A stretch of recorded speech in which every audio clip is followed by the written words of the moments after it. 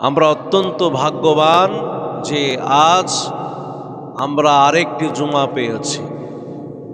আলহামদুলিল্লাহ, আগামীকাল আমাদের ঈদ উল ফিতর অনুষ্ঠিত হবে ইনশাআল্লাহ। আল্লাহ পাক আমাদের হায়াত বৃদ্ধি করে দেখ, আমিন। রাসূল আকরাম সাল্লাল্লাহু আলাইহি ওয়াসাল্লাম রোজাদারদের ব্যাপারে বলেছেন, যারা গোটা একটি মাস মাহে রমাদানের সিয়াম সাধনে লিপ্ত ছিল, যখন তারা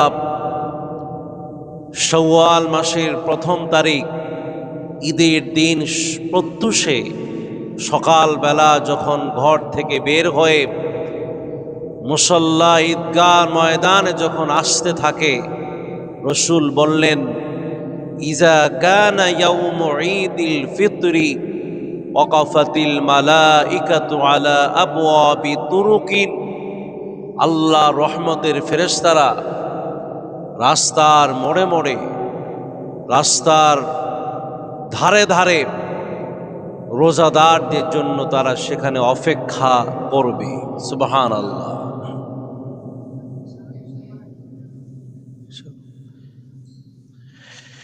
ফানাদাউ ইয়া মাশারাল মুসলিমিন।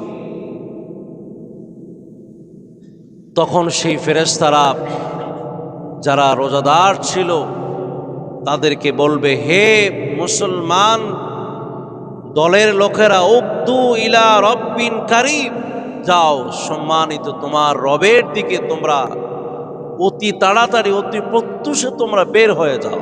সুবহানাল্লাহ, তাড়াতাড়ি যাও। উক্তু এই শব্দটার অর্থ হচ্ছে অতি প্রত্যুষে এবং খুব তাড়াতাড়ি তুমি আল্লাহর দিকে ঝাঁপিয়ে যাও, ঝাঁপিয়ে পড়ো। ইয়ামুন্নু বিল খায়রি, তোমার প্রভু তোমাকে আজ কল্যাণ দিয়ে পুরস্কৃত করবেন। সুম্মা ইউসিবু আলাইহিল জাযিল, আর তোমাদেরকে পূর্ণ পুরস্কার আজ আল্লাহ রব্বুল আলামিন তোমাদেরকে দেবেন। লাকাদ উমিরতুম বিকিয়ামিল লাইলি, তোমাদেরকে বলেছিল কিয়ামুল লাইল করবার জন্য। ফাকুমতুম, তোমরা সেই কিয়ামুল লাইল করেছো। ওয়া উমিরতুম বিসিয়ামিন নাহারি, আর দিনের বেলায় সিয়াম পালন করার জন্য তোমাদেরকে নির্দেশ দেয়া হয়েছিল। ফাসুমতুম, তোমরা তা সিয়াম পালন করেছো। ওয়া আত'আমতুম রব্বাকুম ফাআকবিদু জাওয়াইজাকুম, এরপরে তোমরা মিসকিনকেও খাবার দিয়েছো। যাও, তাড়াতাড়ি যাও, তোমাদের রবের পুরস্কার তোমরা নিজ হাতে তোমরা গ্রহণ করতে থাকো। ফাইদা সাল্লাউ, যখন ঈদগাহে নামাজ শেষ করবে, নাদা মুনাদিন, একজন আহ্বানকারী আহ্বান করে এভাবে বলে, আলা ইন্না রাব্বাকুম কদ গফারা লাকুম, হে রোজাদার মুসলমান বান্দারা, তোমাদেরকে তোমাদের প্রভু আজ তোমাদেরকে ক্ষমা করে দিয়েছে।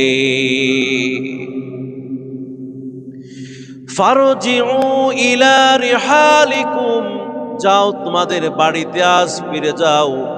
ফাহুয়া ইয়াউমুল জাইজা, আজ হলো এমন দিন, এই দিন শুধুমাত্র মুসলমানদেরকে পুরস্কার করে, পুরস্কারের দিন আজ।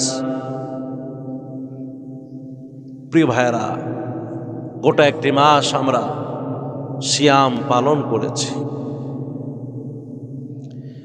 আমি গত জুমায় বলেছিলাম, সাহাবায়ে কেরাম রমাদানের পর থেকে 6টা মাস পর্যন্ত আল্লাহর দরবারে ক্রন্দন করতেন যে মাহে রমাদান যেন তাদের কবুল হয়। কারণ এত কষ্ট আমরা, এত পরিশ্রম আমরা করেছি, সে কঠিন পরিশ্রমের ফলাফল যাতে করে পাওয়া যায়। ক্রন্দন করে, কেঁদে কেঁদে, কান্নাকাটি করে যদি সে ফলাফল পাওয়া যায়, তাহলে কাঁদবো না কেন? এই জন্য ওলামায়ে কেরাম বলতেন তারা কাঁদবে না কেন, তারা তো গোটা একটা মাস রোজা রেখেছে, কিয়াম করেছে, সিয়াম পালন করেছে, তারা কাঁদবে না কেন, কান্নাকাটি করো। প্রিয় ভাইয়েরা আমার, তাইলে আমরা আল্লাহর দরবারে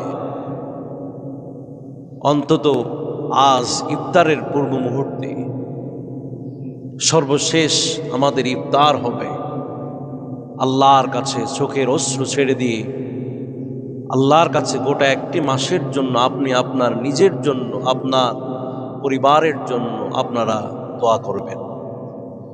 আমাদের সবচেয়ে বড় অস্ত্র তো হচ্ছে দোয়া, খুব ধারালো অস্ত্র দোয়া।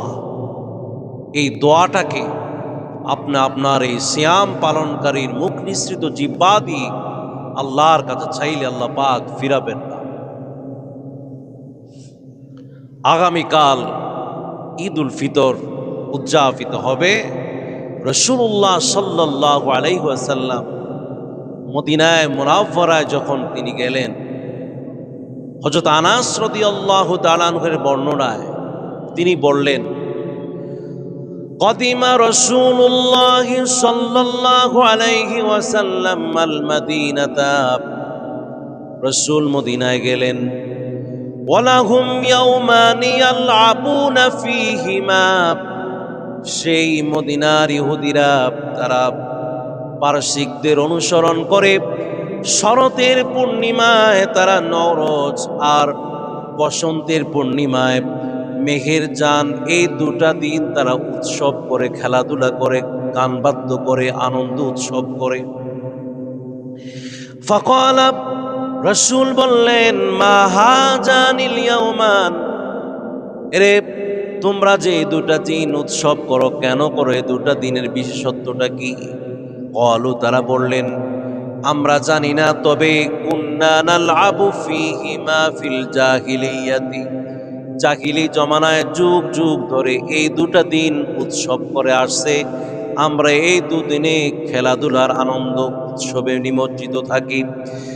ফাকালা রাসূলুল্লাহ সাল্লাল্লাহু আলাইহি ওয়াসাল্লাম, ইন্নাল্লাহা ক্বাদ আবদালাকুম বিহিমা খায়রাম মিনহুমা ইয়াউমাল আযহা ওয়া ইয়াউমাল ফিতরি, তবে জানিয়ে রাখো, আজ আমি ঘোষণা করে দিলাম, আমার উম্মতদের জন্য আল্লাহ রব্বুল আলামিন তোমাদের চাইতে আরো উত্তম একটি উৎসবের দিন আল্লাহ পাক আমাদের জন্য ধার্য করেছেন।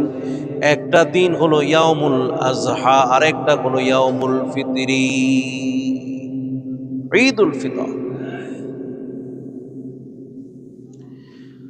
রাসূল আবু বকরকে খেতাব করে বললেন, আবু বকর, ইন্না লিকুল্লি কওমিন ঈদান, প্রত্যেক জাতিরই একটি ঈদ উৎসব থাকে বৎসরে একদিন, আর হাজা ঈদুন, এই যে আজকের ঈদুল ফিতর, এটা হচ্ছে আমাদের মুসলমানদের জন্য ঈদ। সুবহানাল্লাহ। আজ কোনো দুঃখীদের দুঃখ থাকবে না, আজ কোনো গরিব মিসকিনদের মুখে কোনো তাদের রাগ থাকবে না, তাদের ভিতরে ক্ষুধার কোনো যন্ত্রণা থাকবে না। আজ আমার সব উম্মতি মুহাম্মাদি, ধনী গরিব সবার মুখে আজ আনন্দের একটি চেহারা, আনন্দের একটি আভা মুসলমানদের চেহারার মধ্যে ভাসতে থাকবে। গোটা একটি মাস শুধু ধনীরাই রোজা থাকে না, গরিবরা রেখেছে, আপনার সবাই রেখেছে। আজ কোনো অহংকার নাই, আজ কোনো দুশ্মনী নাই, আজ কোনো হিংসা নেই, ভাই ভাই হয়ে কাঁধে কাঁধ মিলে আজ মুসলমানরা রাগকে বিসর্জন দিয়ে তারা ভাই ভাই হয়ে যাবে। সুবহানাল্লাহ। প্রিয় ভাইরা আমার, আজকে যে মাহে রমাদানের শেষ দিন, সন্ধ্যা বেলা থেকে আজ থেকে আগামী কাল পর্যন্ত আমাদের যে যে কাজগুলি আমলগুলি করতে হবে, সে কিছু কাজ আজ আপনাদেরকে দিব, সেগুলি করতে হবে। পারবেন তো? আজ ইফতারের পর থেকে ঈদের নামাজের পর পর্যন্ত অনেকগুলি কাজ আমাদের আছে, যেগুলি আমরা আস্তে আস্তে এক একটা করে হারিয়ে ফেলতেছি। হারানোর কারণ হচ্ছে আমরা মুসলমানরা আমরা সবগুলি বিষয় জানি না এবং জানতেও চাই না। এই যে আজকে যে বিষয়গুলো এখন থেকে বলা হবে, অনেক মানুষ পরে আসবে, কিন্তু তারা কি এই কথাগুলি জানবে? তারা আমলও করতে পারবে। এই জন্য এক একটা করে বিধান আমরা কিন্তু হারিয়ে ফেলছি। আল্লাহ আমাদেরকে হেদায়েত দান করুন। চাঁদ দেখা, বলেন কি দেখা? চাঁদ দেখা সুন্নাত এটা, এবং রাসূল, সাহাবায়ে কেরাম সবাই মিলে চাঁদ দেখার জন্য কোন দিকে তাকিয়ে থাকতেন? আসমানের দিকে তাকিয়ে থাকতেন। চাঁদ উদিত হয় কিনা, কারণ চাঁদ কোনো মানুষ উদিত করে না, এগুলির ইচ্ছা একমাত্র কার উপর? আল্লাহ পাক বান্দার প্রতি রহম করেন বিধায় চাঁদ আকাশ উদিত করবেন। যে চাঁদ উঠা মানে তোমার রমাদান শেষ, আর তোমাকে ফরজ রোজা রাখার আর কোনো প্রয়োজন নাই, পরিপূর্ণ হয়ে গিয়েছে। আগামীকাল তোমার জন্য ঈদের দিন তোমাকে পুরস্কৃত করা হবে। সুবহানাল্লাহ। قال النبي صلى الله عليه وسلم صوموا لرؤيته وافطروا لرؤيته فإن غبي عليكم فأكملوا عدة شعبان 30। এই হাদিসটা রমাদানের আগের হাদিস এবং শেষের হাদিস দুটোর সাথেই মিলে। তোমরা চাঁদ দেখে রোজা রাখো। কি দেখে? চাঁদ দেখে রোজা রাখো।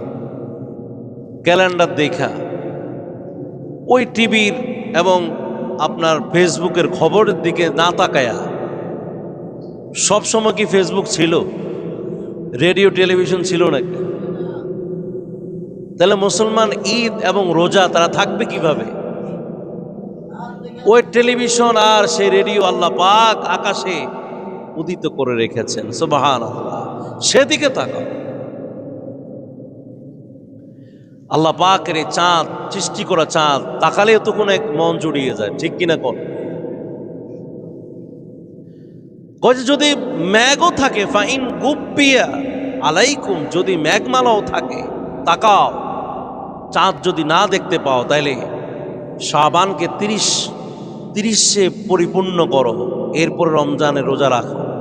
চাঁদ যদি না দেখো, রোজাও রাখার দরকার নেই। চাঁদ যদি না দেখো, তাহলে রোজা ভাঙ্গারও দরকার নেই।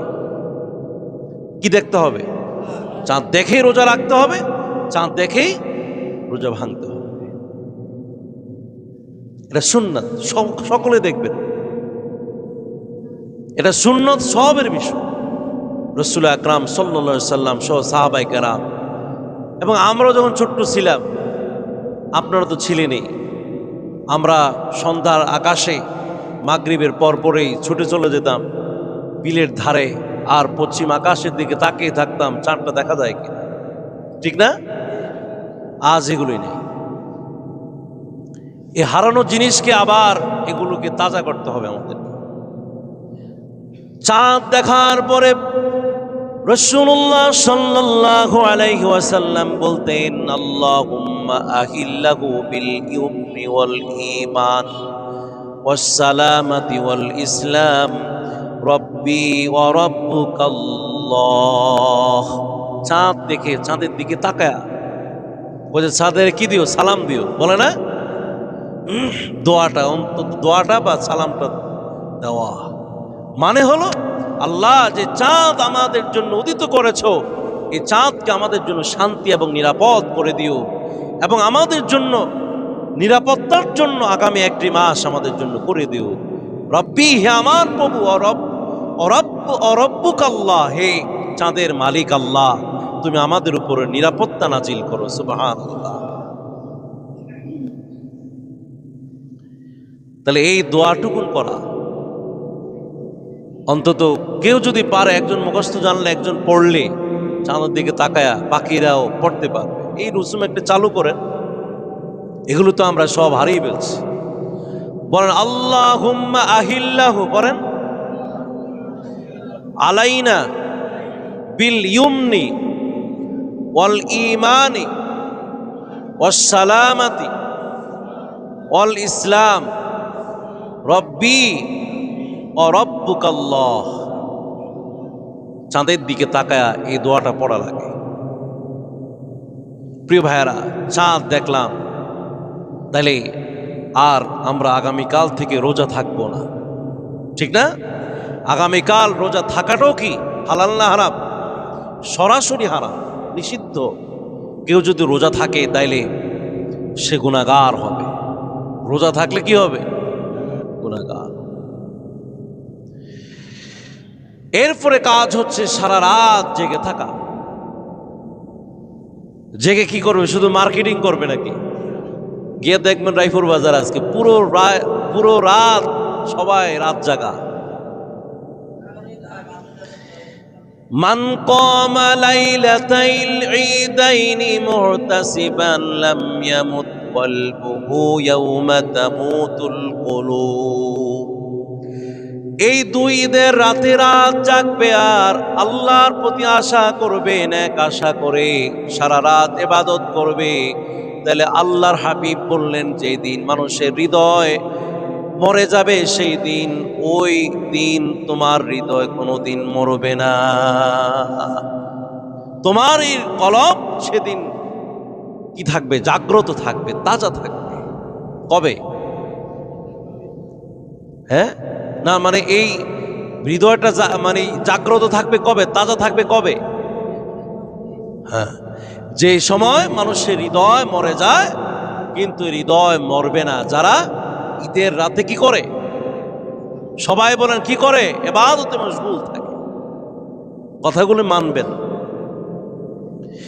5 রাতে ইবাদত করলে জান্নাত ওয়াজিব হয়ে যায়। রাসূল বলেছেন, মান আহইয়াল লায়ালিল খামস ওয়াজাবাত লাহুল জান্নাত।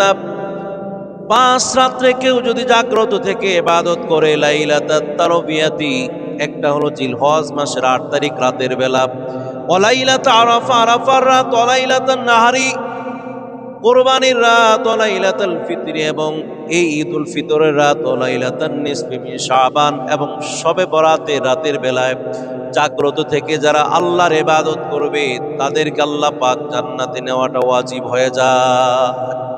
ওয়াজিব করেন, রাসূল বলেছেন কথাগুলি। ঈদের দিন ঈদগাহে ঈদের নামাজ ছাড়া আর কোনো নামাজ পড়বে না।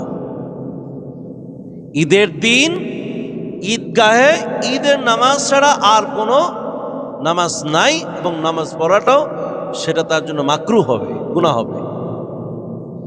ঈদের দিন শুধুমাত্র ঈদগাহে কি পড়বে? 2 রাকাত নামাজ আদায় করবে।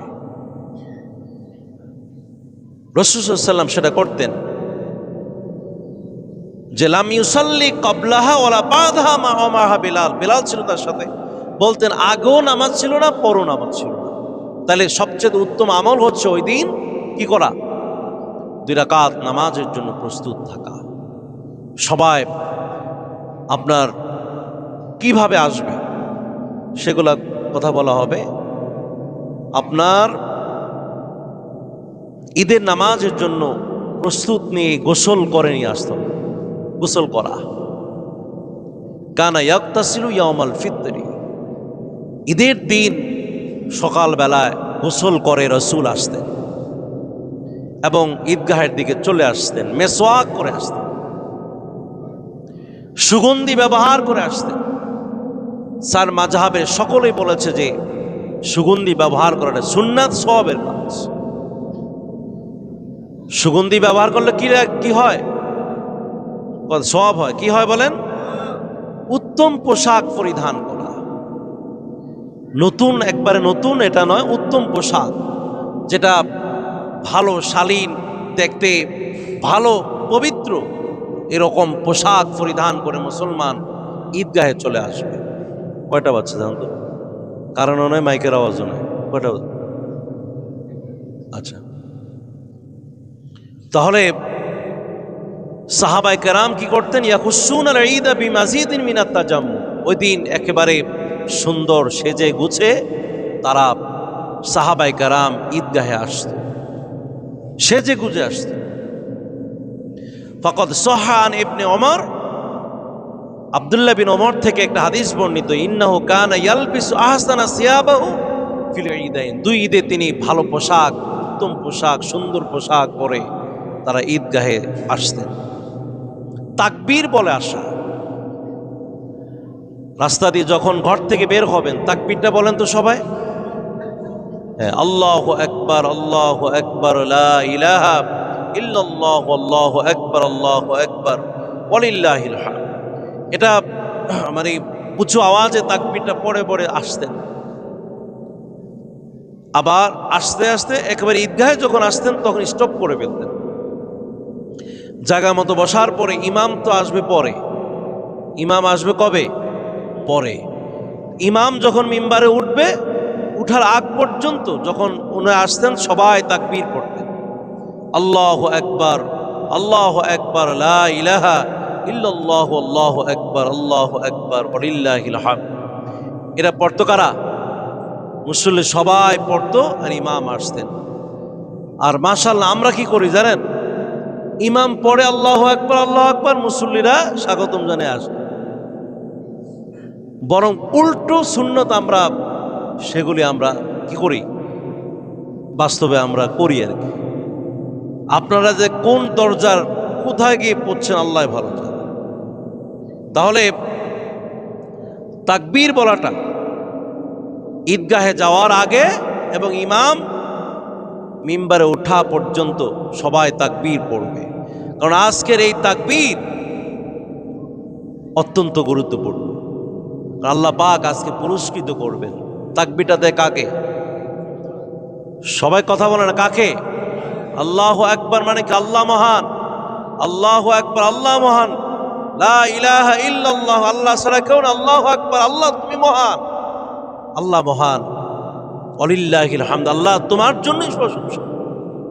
তাহলে এই কথাগুলি বলে যখন আসে আল্লাহ পাক বান্দার প্রতি অত্যন্ত কি হয়ে যায়? ঈদ উল ফিতরে আসার আগে বাড়ি থেকে কিছু মিষ্টান্ন রসুল হাত্তা ইয়াকুলা তামারাতিন, একটা বেজট যেই তিনটা বা একটা তিনটা পাঁচটা এরকম খেজুর খেয়ে মিষ্টান্ন খেয়ে তারপর বাড়ি থেকে আসতেন। আর ঈদ উল আজহাতে না খেয়ে আসতেন। নামাজের পরে বাড়ি গিয়ে তিনি কি করতেন? খাবার খাইতেন। সাদাকাতুল ফিতর আদায় করা, ফিতরা আদায় করে আপনারা চলে আসবেন। আর ঈদগাহে যারা পারে পায়ে হেঁটে আসা। বলেন কি হেঁটে? পায়ে হেঁটে আসা, পায়ে হেঁটে যাওয়া, এটা সুন্নাত, এটা সওয়াবের কাজ। দূরে যদি হয় তাহলে ভিন্ন ব্যাপার। কারণ আপনাদের ইমাম সাহেবের বাড়ি তো কি আস্তে আস্তে লাগবে 10 দিন, ঈদ শেষ হয়ে যাবে 10 দিন আগে। পায়ে হেঁটে আসা, পায়ে হেঁটে যাওয়া, এক পথে আসা আরেক পথে যাওয়া, কি আনন্দ!